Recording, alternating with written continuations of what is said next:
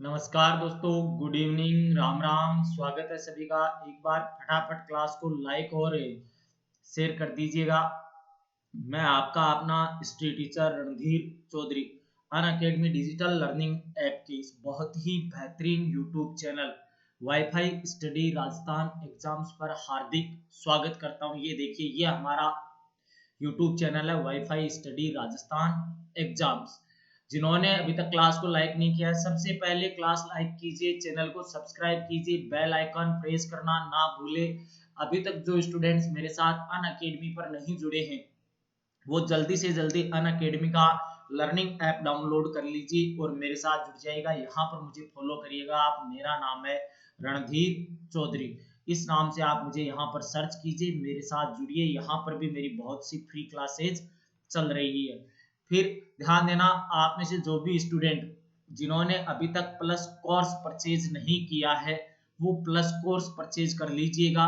Plus course purchase करते समय आपसे रेफरल कोड पूछा जाएगा। उस रेफरल कोड में अगर आप मेरा ये कोड REN10 लगाते हैं तो आपको आपकी फीस में 10% का डिस्काउंट दिया जाएगा। कितना डिस्काउंट दिया जाएगा दोस्तों? 10% का डिस्काउंट दिया जाएगा। अब देखिए, यह हमारी क्लास है, उसमें आज के लिए मैं आपके लिए लिख रहा हूँ बहुत ही महत्वपूर्ण प्रश्न राजस्थान इतिहास के। पहला प्रश्न जो है यह आपके सामने रहा आज का प्रश्न। गुदड़ संप्रदाय की प्रमुख पीठ है। गुदड़ संप्रदाय की प्रमुख पीठ है जोधपुर, दांतड़ा, दिल्ली, बीकानेर। गुदड़ संप्रदाय राजस्थान के संत संप्रदायों में एक छोटा सा संप्रदाय है। इसके बारे में उठने वाला ये बहुत ही इंपॉर्टेंट प्रश्न है। जितना जल्दी हो सके आंसर दीजिएगा, शाबाश। गुदड़ संप्रदाय की पीठ कहां पर है? दांतड़ा। कहां पर है? दांतड़ा। ध्यान रखना आप इस पीठ के बारे में। फिर उसके पश्चात ध्यान देना, जिन्होंने अभी तक लाइक नहीं किया है वो लाइक कीजिए, शेयर कीजिए क्लास को। दादू पंथ। दादू पंथ जो है संत दादू दयाल जी के द्वारा जो बसाया गया था, जो आपको पता है इनका मुख्य केंद्र है फुलेरा की नरेणा गांव है, फुलेरा तहसील में, वहां पर है। तो दादू पंथ का जो अधिकांश साहित्य वो किस बोली में लिखा गया है, किस बोली में लिपिबद्ध किया गया है?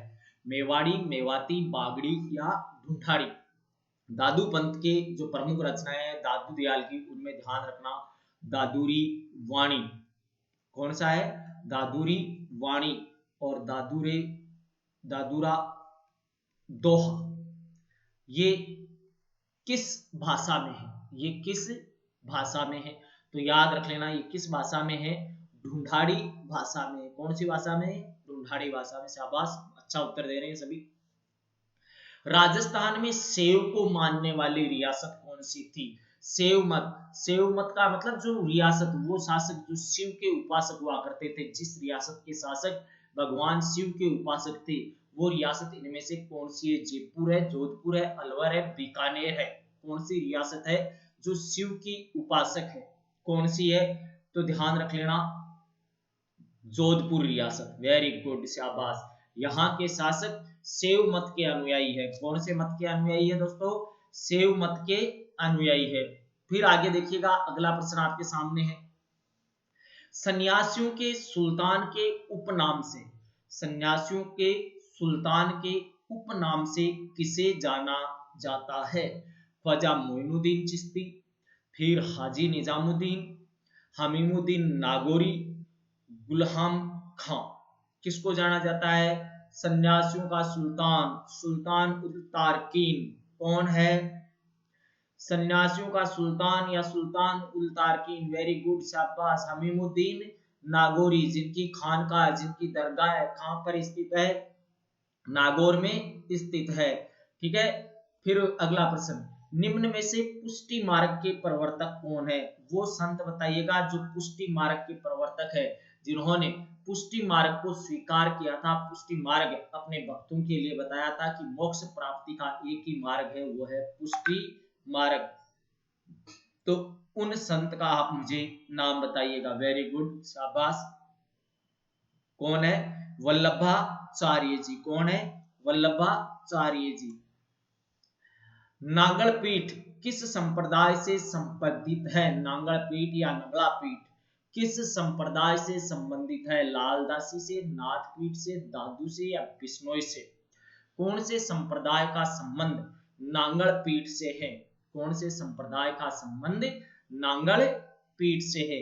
तो ध्यान रख लेना दोस्तों, कौन से संप्रदाय का है? लालदासी संप्रदाय का। कौन से संप्रदाय का है? लालदासी संप्रदाय का। अगला प्रश्न, राजस्थान में भक्ति आंदोलन को फैलाने वाले संत कौन है? राजस्थान में भक्ति आंदोलन को फैलाने वाले संत कौन है? निम्बार्क है, नानक है, सूरदास है, दादू है, कौन है? जल्दी से जल्दी आंसर दीजिएगा सभी। जिन्होंने अभी तक क्लास को लाइक नहीं किया है वो लाइक कीजिएगा, शेयर कीजिएगा, ठीक है। चैनल को सब्सक्राइब नहीं कर रखा है वो चैनल सब्सक्राइब जरूर कर लीजिएगा ताकि सभी क्लासें आपको मिलती रहे। जो अभी तक अनअकैडमी पर मुझसे नहीं जुड़े हैं वो अनअकैडमी का लर्निंग ऐप डाउनलोड करना ना भूले। यहाँ पर भी जुड़िए मेरे साथ में, आप यहाँ पर भी आपको फ्री क्लासेस मिलेगी। कौन है?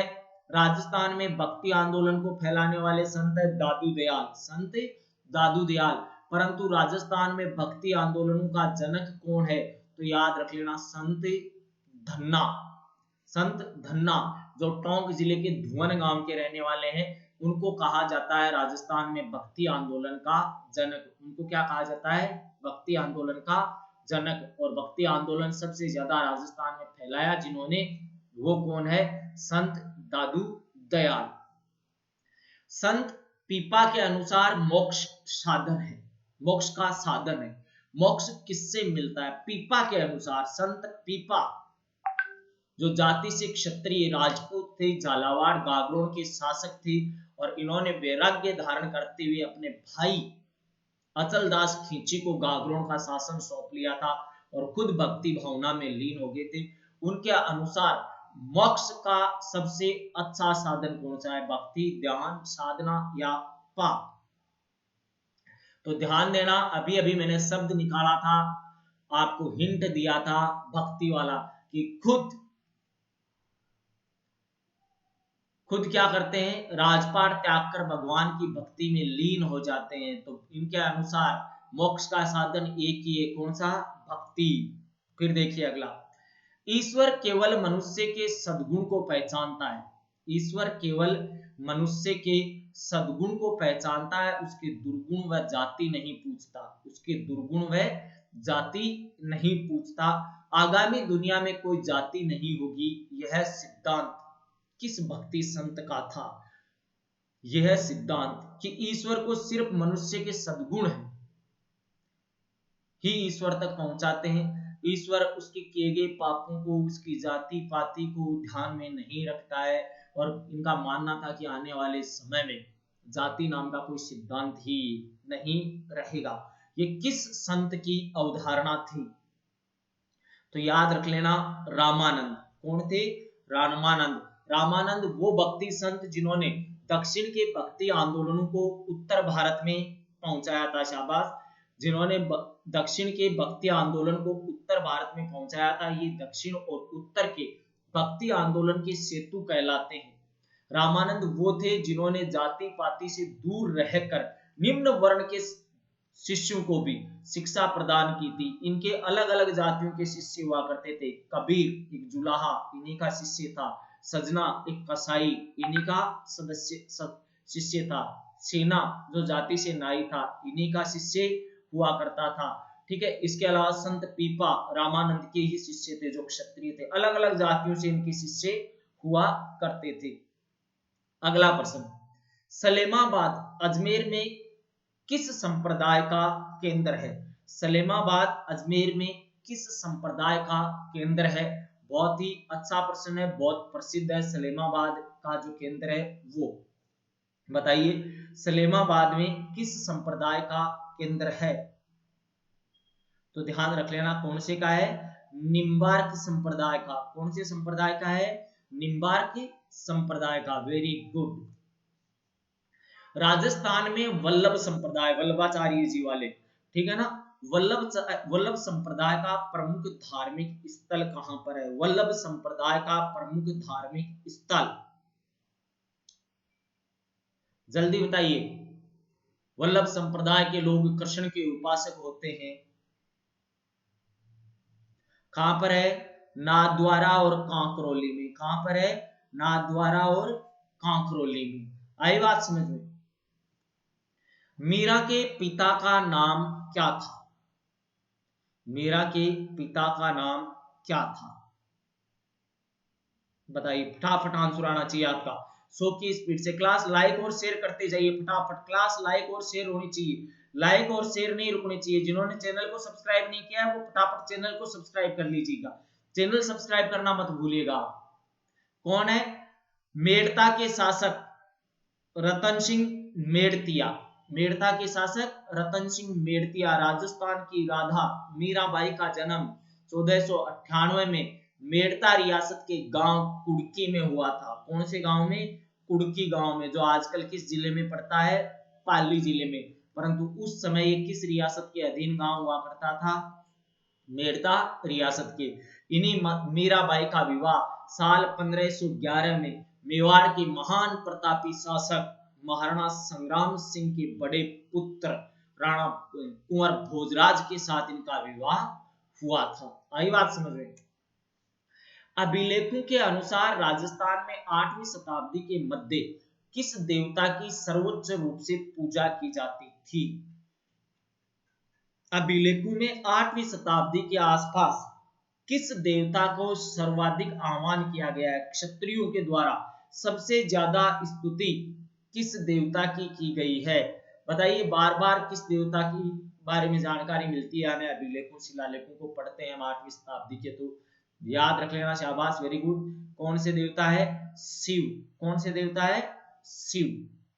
अगला प्रश्न, बालिंद जी के गुरु कौन थे? बालिंद जी के गुरु कौन थे? जल्दी से जल्दी आंसर दीजिए, बहुत अच्छा प्रश्न है। वेरी गुड, शाबाश, वेरी गुड। हेलो, हाँ हाँ, वेरी गुड, शाबाश। कौन है? दादू दयाल जी। दादू दयाल जी के बारे में ध्यान रखना, इनके शिष्यों का समूह कहलाता है 52 स्तंभ। क्या कहलाता है? 52 स्तंभ। इनके शिष्यों की संख्या थी 152, 152 शिष्य थे। और इन्हीं में से एक शिष्य हुआ करते थे इनके। कौन? बालिंद जी। मंत्र प्रकाश किस संत के आध्यात्मिक विचारों का संकलन है? एक पुस्तक है जिसका नाम है मंत्र प्रकाश। इस मंत्र प्रकाश में किस संत के आध्यात्मिक विचारों का उल्लेख किया गया है? कई बार बता चुका हूं मैं इसके बारे में आपको। ठीक है, फटाफट आंसर आना चाहिए आपका, कभी मत भूलना। संत हरिदास जी। कौन होंगे? मंत्र प्रकाश में किसके उपदेश है? संत हरिदास जी के। वेरी गुड, शाबाश।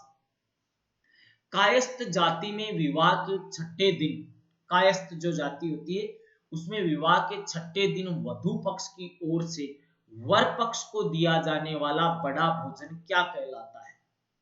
कायस्थ जाति में विवाह के छठे दिन वधु पक्ष की ओर से, यानी कि लड़की के घर वालों की तरफ से वर पक्ष को, लड़के के घर वालों को दिया जाने वाला बड़ा भोजन क्या कहलाता है? फटाफट आंसर आना चाहिए, ध्यान रख लेना। Very good. कई बच्चे जिनको पता है, पहले से मैंने बता रखा है, उनको लडार क्या कहा जाता है? लडार कहा जाता है। वेरी गुड, शाबाश। धावड़िया या धाड़वी, इसी का दूसरा नाम भी हो सकता है धाड़वी। धावड़िया या धाड़वी वे व्यक्ति होते थे जो क्या करते थे? धाड़वी किसे कहते हैं? तो याद रखना, जो कारवा या काफिला लूटते थे। धावड़िया क्या करते थे? जो सूदखोर होते थे उनके काफिलों को लूटा करते थे और आम जनता में उनका धन बांट दिया करते थे। इन्हें क्या कहा जाता था? धाड़वी या धावड़िया। बाल विवाह की प्रथा कब आरंभ हुई? ये 4 ऑप्शन है। बाल विवाह की प्रथा कब आरंभ हुई? इन चारों में से कोई एक छांटना है। मौर्यों के काल में, कुषाणों के काल में, हर्षवर्धन के काल में या गुप्तों के काल में? बाल विवाह की प्रथा कब प्रारंभ हुई? वेरी गुड, शाबाश। ये हुई ना बात। हाँ, ऐसे अच्छे से आंसर देते रहो। हर्षवर्धन के काल में। किसके काल में हुई? हर्षवर्धन के काल में, शाबाश। बढ़ार का भोजन निम्न में से किस मौके पर रखा जाता है? बढ़ार का भोजन एक भोजन आयोजित होता है जिसे कहा जाता है बढ़ार। वो विवाह पर होता है, जन्म पर होता है, मृत्यु पर होता है या तीर्थ यात्रा पर होता है। बढ़ार का भोजन किस मौके पर आयोजित किया जाता है?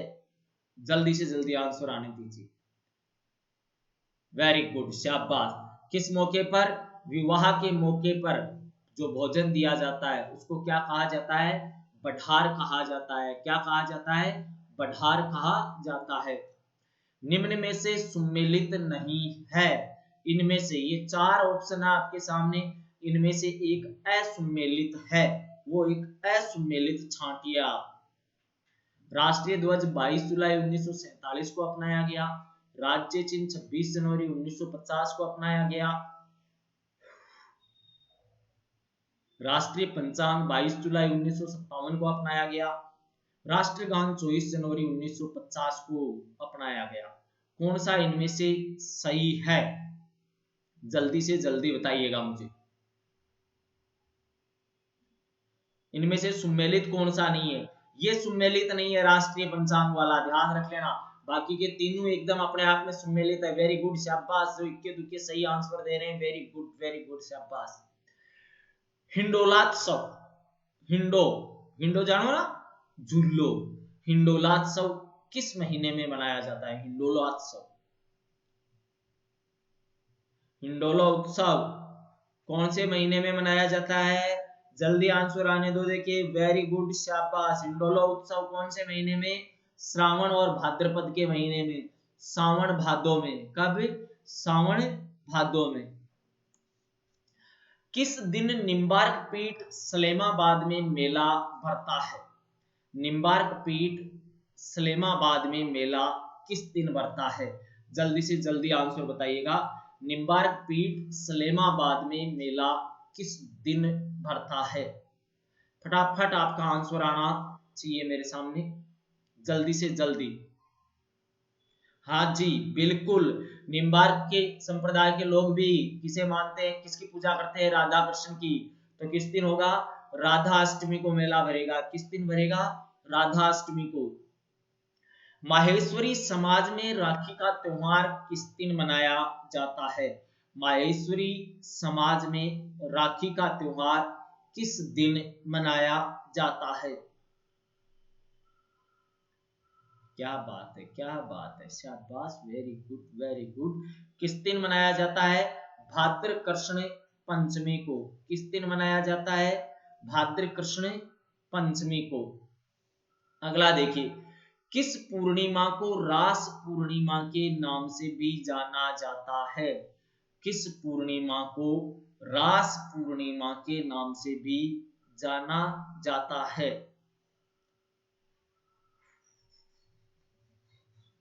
जल्दी से जल्दी आंसर दीजिए। वेरी गुड, शाबाश। कौन सी पूर्णिमा को? 2 और 3 दोनों को। अरे, आश्विन पूर्णिमा को क्या कहा जाता है? शरद पूर्णिमा कहा जाता है। इसलिए इसमें क्या सही हो जाएगा? 2 और 3 दोनों, शाबाश, वेरी गुड। गुड़ी पड़वा, गुड़ी पड़वा का त्योहार कब मनाया जाता है? गुड़ी पड़वा का त्योहार कब मनाया जाता है? जल्दी से जल्दी आंसर दीजिएगा, जल्दी से जल्दी आंसर दीजिएगा। गुड़ी पड़वा का त्योहार कब मनाया जाता है? गुड़ी पड़वा का त्योहार, वेरी गुड, शाबाश। यही, हाँ, इसी हिसाब से आंसर आने चाहिए आपके। गुड़ी पड़वा का त्योहार कब मनाया जाता है? चैत्र शुक्ल प्रतिपदा को। कब मनाया जाता है? चैत्र शुक्ल प्रतिपदा को, शाबाश। सांगोद की नहान, सांगोद की नहान कहाँ की प्रसिद्ध है? सांगोद की नहान कहाँ की प्रसिद्ध है? मैंने एक बार बता दिया है आपको पहले भी इसके बारे में। सांगोद की नहान कहाँ की प्रसिद्ध है? सांगोद की नहान कहाँ का प्रसिद्ध है? वेरी गुड, शाबाश। इसी प्रकार से आंसर आते रहने चाहिए आपकी, वेरी गुड। जिन्होंने अभी तक लाइक शेयर सब्सक्राइब नहीं किया है, पहले ये काम करें, क्लास को लाइक करें सबसे पहले, ठीक है, फिर चैनल को सब्सक्राइब करिए, ये जो लाल वाला बटन दिख रहा है सब्सक्राइब वाला, इसे दबाइए, सब्सक्राइब कीजिएगा। फिर इसके पश्चात आप अपने सारे व्हाट्सएप टेलीग्राम ग्रुप में इसे शेयर कीजिएगा। जो बच्चे अब तक अनअकैडमी के ऐप को डाउनलोड नहीं किए हैं वो अनअकैडमी ऐप डाउनलोड कीजिए और मेरे साथ जुड़िए फटाफट। यहाँ पर भी अनअकैडमी लर्निंग ऐप पर भी आपके लिए बहुत सी फ्री क्लासें आयोजित होती है। यहाँ पर मेरा पेड कोर्स भी मिलेगा आपको, मेरा पेड कोर्स मिलेगा, प्लस कोर्स जिसे बोलते हैं। अगर वो पेड कोर्स आप खरीदते हो तो आपको एक रेफरल कोड पूछा जाएगा। उस रेफरल कोड में अगर आप ये लिखते हो REN10 REN10 तो आपको जितनी फीस बताई गई है उसमें से भी 10% छूट मिल जाएगी। उसमें से भी क्या मिल जाएगी? 10% छूट। सीताबाड़ी का मेला, सीताबाड़ी का मेला कहाँ आयोजित होता है? जल्दी आंसर आने दीजिए। सीताबाड़ी का मेला कहाँ आयोजित होता है? जल्दी से जल्दी फटाफट आंसर देते रहिए मेरे को, देखता हूं आप कितने की इंटेलिजेंट स्टूडेंट हो। जल्दी आंसर दीजिए।